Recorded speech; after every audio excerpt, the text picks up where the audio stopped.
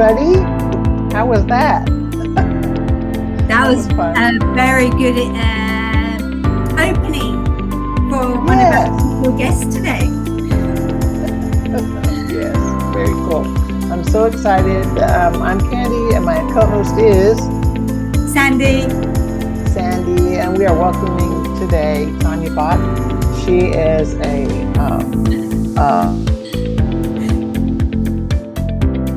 you'll find out more later on in the podcast.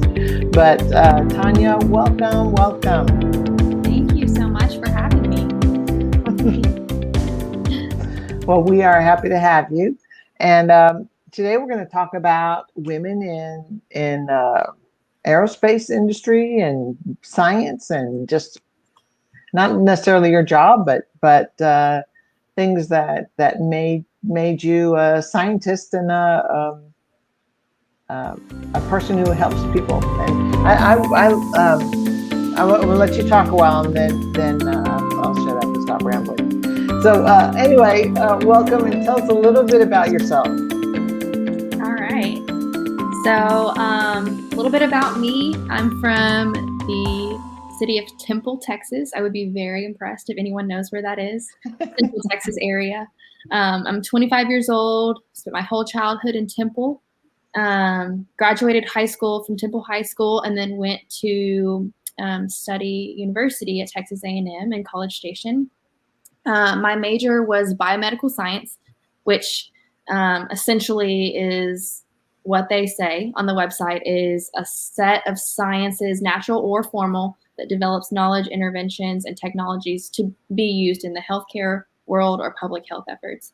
And I always tell people, if I could go back and choose my major again, I would never do it, because I absolutely loved biomedical science. I think a lot of people would go and change their major, but I didn't. I loved it. I loved the clinical focus that all of the curriculum was.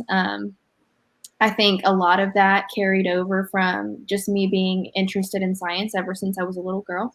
I remember being in grade school and being so excited for the science electives and just going to science class, because I found it intriguing from the macro scale of things in the universe and planets and the celestial bodies, all the way down to the micro scale of atoms and what goes on that the human eye can't see. So loved my major. Fast forward a couple years, I'm getting to the end of my college career. I think my long-term goal at that point was to go into the medical field. And then I think at that point I had somewhat of a tunnel vision. I thought that medicine was kind of the only thing you could do with a biomedical sciences degree. After talking to a couple of people who had gone that route before me, mentors, wise counsel, they started to show me that you can do a lot more with that type of degree than just go into medicine. And so I started to explore like other career paths, and I didn't know what I would land in, but I knew I wanted it to be scientific in nature. I wanted to use my degree. I still wanted to do something that I enjoyed and found interesting. And so a couple months after I graduated college, I stumbled across a job within the Human Health and Performance Directorate at NASA. And that's a lot of big words, I know, and Health and Medical Technical Authority. I'll explain what that is if you want me to later. But yeah, I applied to that job, and the rest is history. And now I think I have kind of the best of both worlds. I get a foot in the scientific community, but I also am not in medical school. And so it's the best of both worlds in my opinion. That's great. That's fascinating. I love how one topic kind of led into the next one. It kind of prepared you, and they meshed together, if I'm understanding correctly. Yeah, absolutely. So what does just a day in the life of Tanya Bott look like? So recently I've been trying to break my caffeine addiction, so I don't get to start my day with a cup of caffeine. I now do decaf or just the tea. But I wake up, I try and get my workout in the morning, get ready, go to work. I know with the pandemic and everything like that, a lot of people shift to working from home. And I was that way since March of 2020. I was working from home until about 3 weeks ago. And recently we went back into the office on a part-time basis. So now I'm going in Mondays and Wednesdays, which is great. I really do think that this pandemic has shown us that telework is equally, if not more productive than working in the office, at least for the space flight industry. I can't speak for other industries, but yeah, I get to go into the office some days. I get to stay at home some days. And whatever I find myself doing, most of the time it's work. Sometimes I'm hanging out with friends. I don't know. It's just a day in the life. I think I have a pretty good routine. I love routine. Love to know what I'm doing, start my day off right. And yeah. That's awesome. So you're with your job though, do you look and see how to be a healthy astronaut? Well, somewhat, yeah. There are some times that I find myself in meetings with crew members.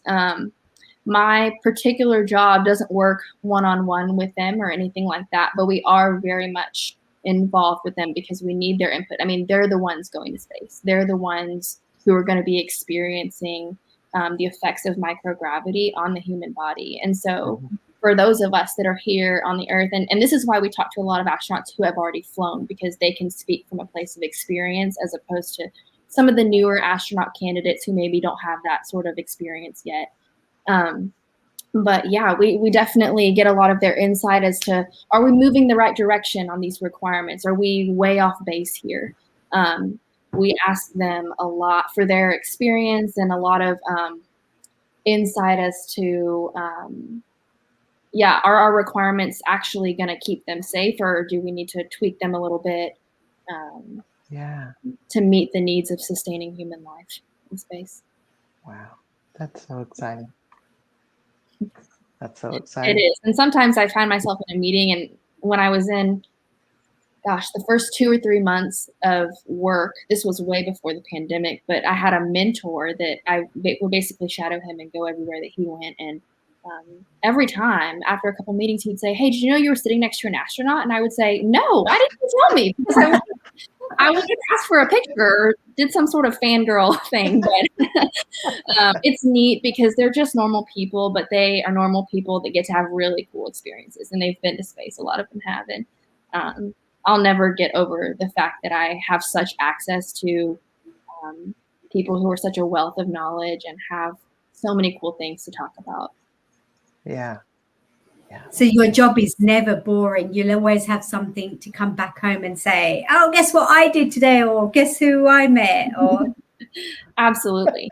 Yes, not boring at all. It's something different every day. It keeps me on my toes for sure, which is good because I like to be a critical thinker, and you have to be that for this job. There's a lot of competitions out at the moment with space, because you've got Elon Musk with his. Yeah. And then I think, was it Virgin as well launched something? No, or was it, what's his name? Amazon guy. Amazon. Bezos. Jeff Bezos? Yeah. Yeah. Yeah, there is quite a bit of competition. I don't know if that, they probably wouldn't like me to say that word. They'll say, well, it's a collaboration. Yeah. There you go.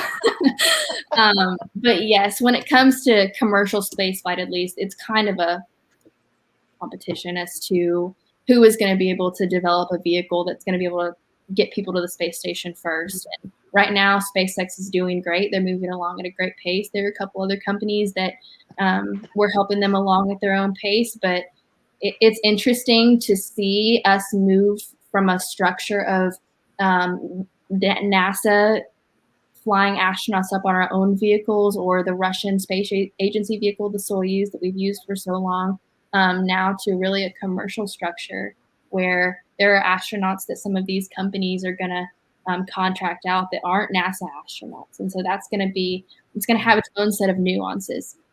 Yeah, absolutely. The commercial space concept is a newer one, and so we're trying to figure that out, but it's exciting. Yeah, I think so. We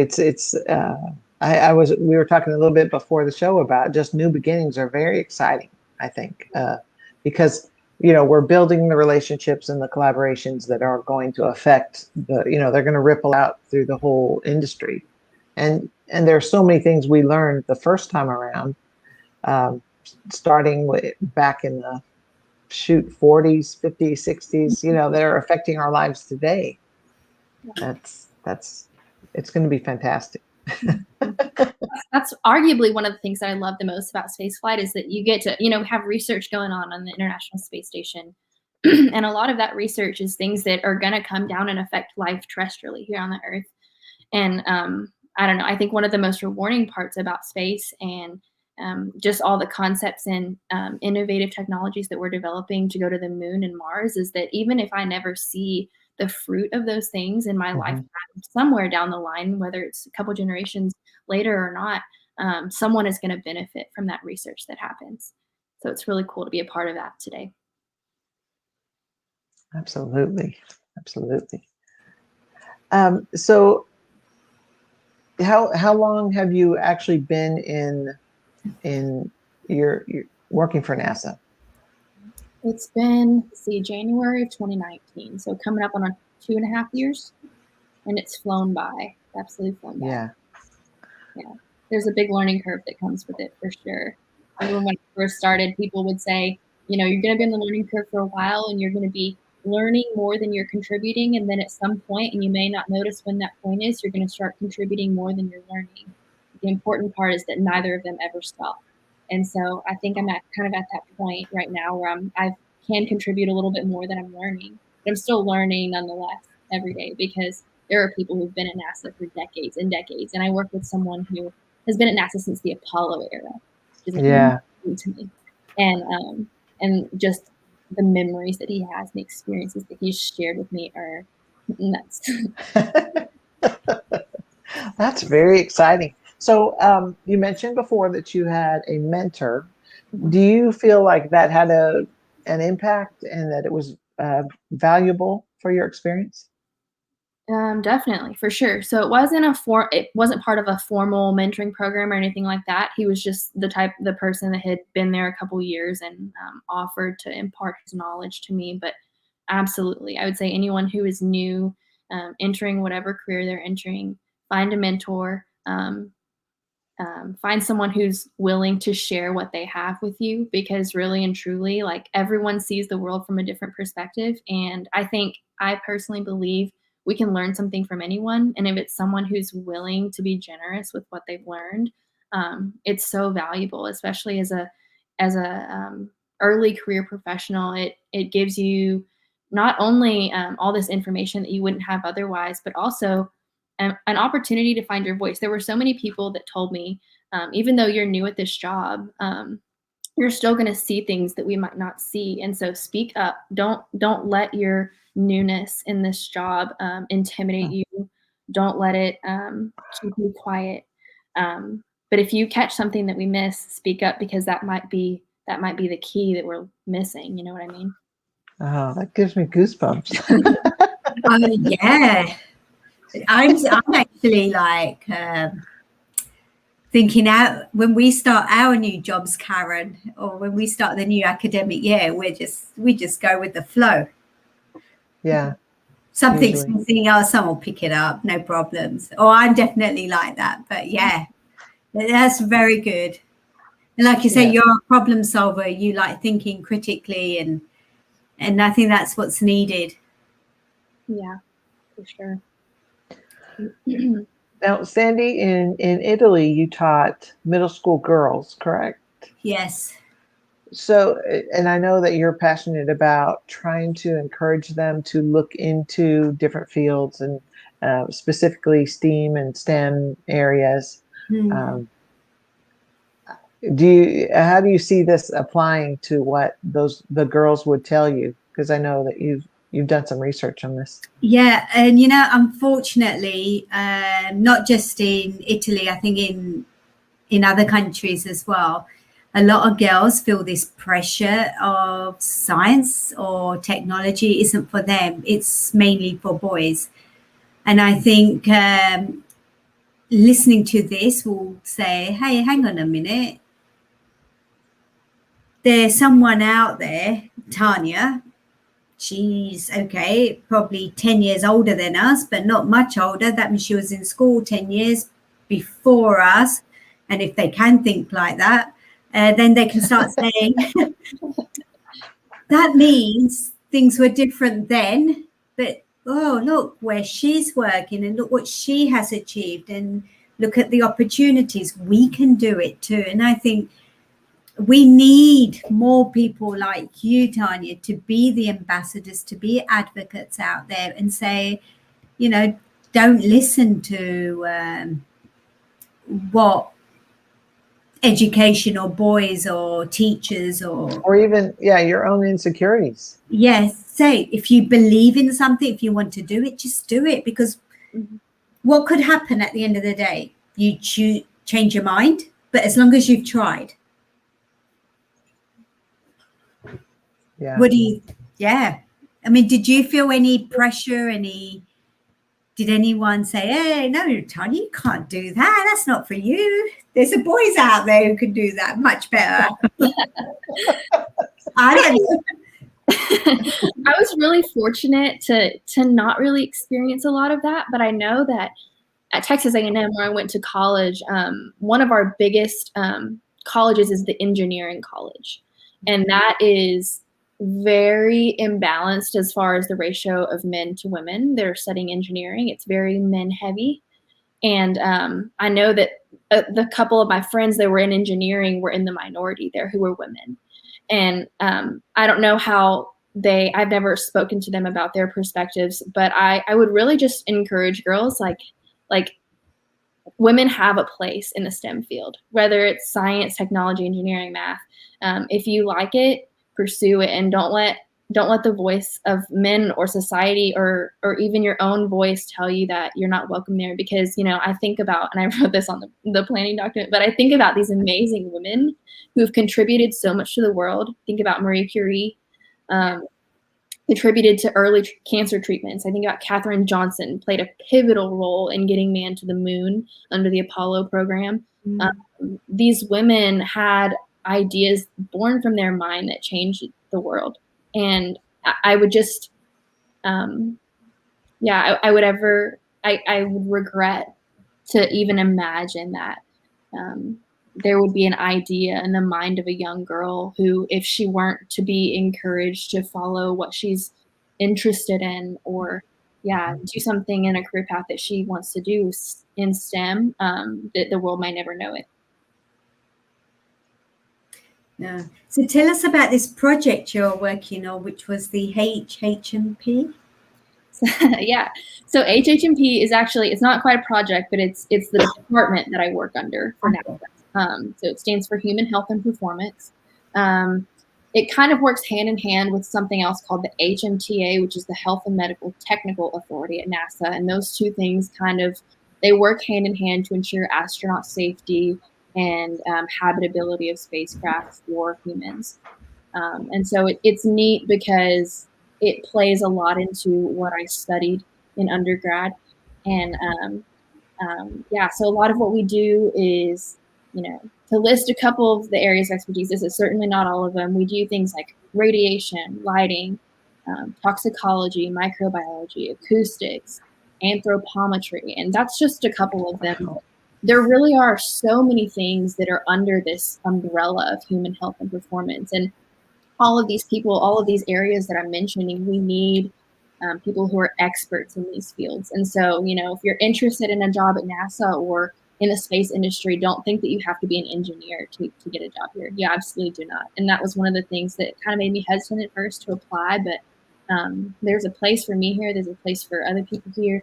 And so it's awesome because we're all kind of part of this like Herculean effort to make sure that human spaceflight thrives. And truly, like, the human aspect of spaceflight is what makes it so neat. Like, you could send a rover into space, but how's that any different than putting a plane into the sky? You know what I mean? Like, it's the human presence in space that really is revolutionary and what we're all going for. And so that's kind of our prime focus. That's what we keep our eyes fixed on, and that's what we all work towards daily. That's I'm really trying, good. trying to take notes. So human health and performance, is this like a major, or do I have to go into biomedical science to look into something like that? Or if I'm interested, what do I do?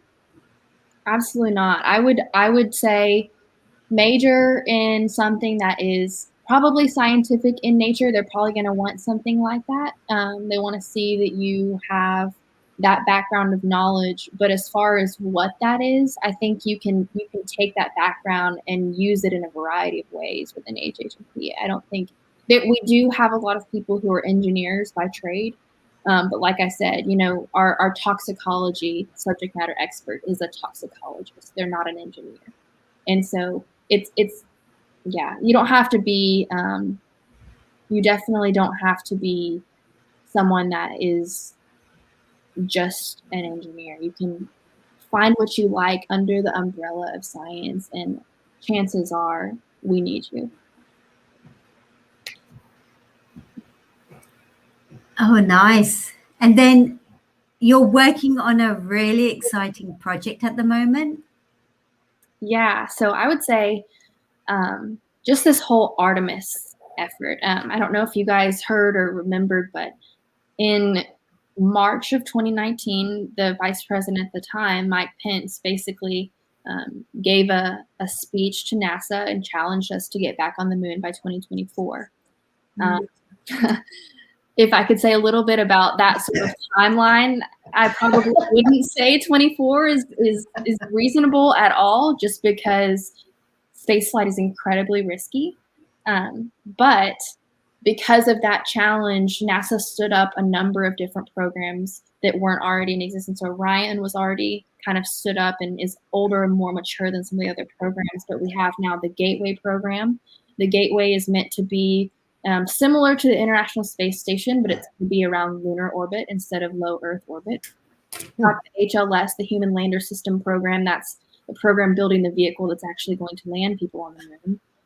We've got the LTV, which is the Lunar Terrain Vehicle, and that's going to be the vehicle that astronauts get around the lunar surface on. So we've got all these programs, and they all kind of fall under this Artemis enterprise umbrella. And so Artemis is the name of the program, so to speak, by which we're going to lead the effort to get back to the moon. And America is spearheading that effort, but we're inviting international partners and other space agencies to partner with us and get there, because we really do want to collaborate with these people and make it a worldwide global effort.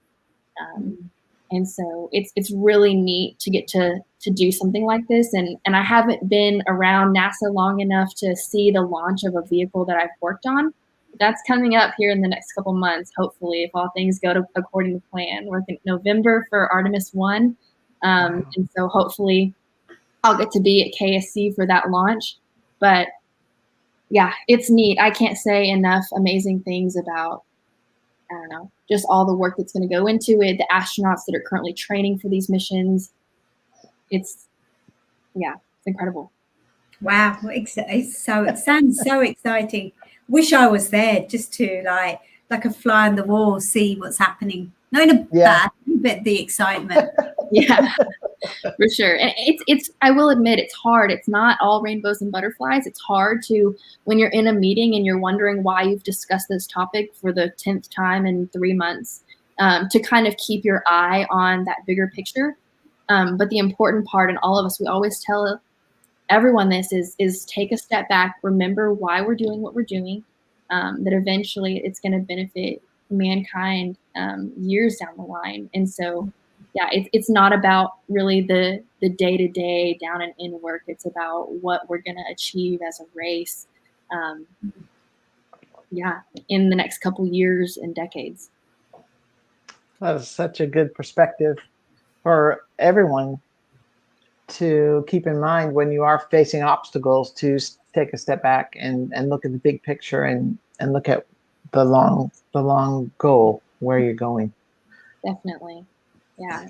I've heard the phrase Mars 2050 thrown around recently. And so that's the first year date time frame that I've heard attached to Mars at all. So that's kind of exciting. I don't know. I've heard Mars 2030, and in my mind, that's way early. But 2050 seems very doable. And so I'm excited to just, hopefully by then, I'll still be part of the spaceflight industry. I don't see myself leaving anytime soon because I absolutely love it here. But gosh, if we make it by 2050, that'll be something that I'll never forget it.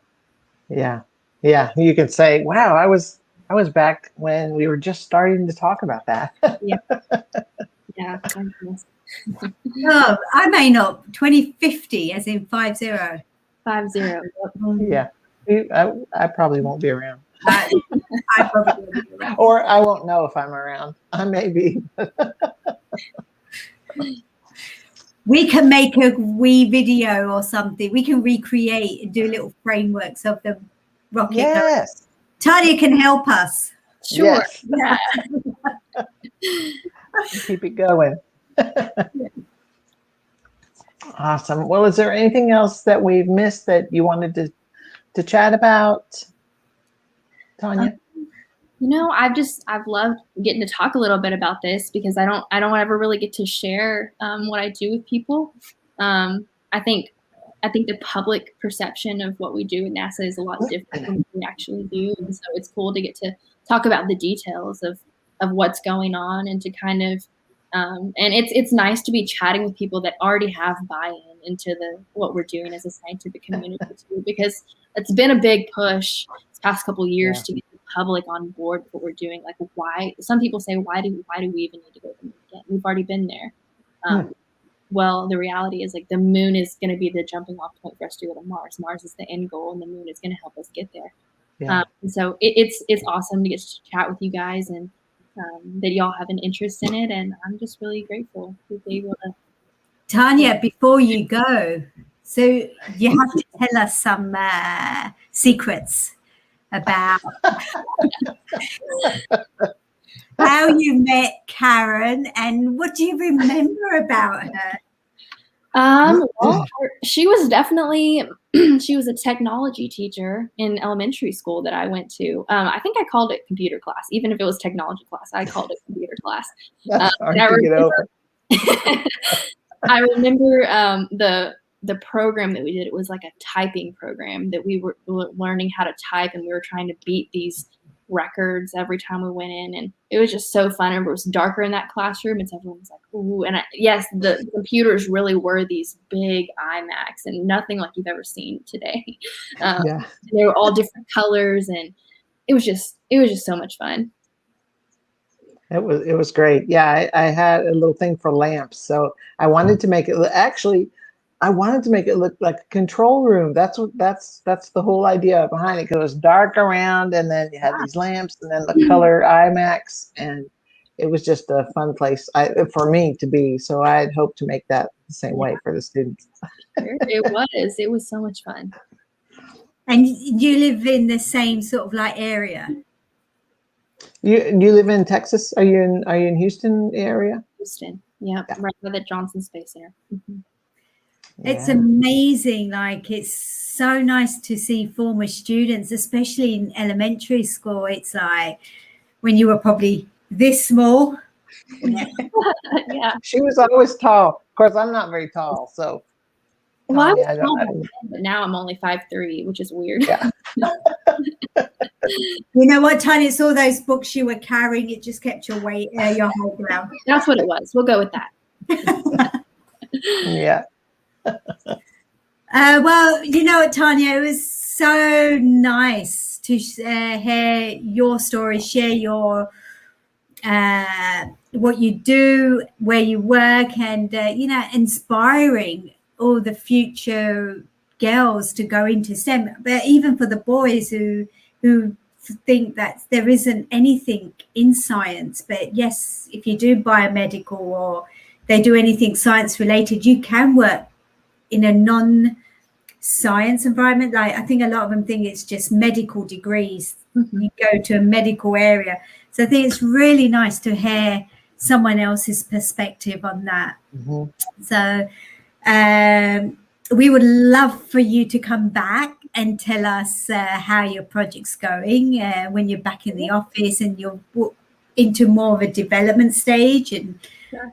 and tell us how the competition's heating up, because I know the Dare Moon project is started.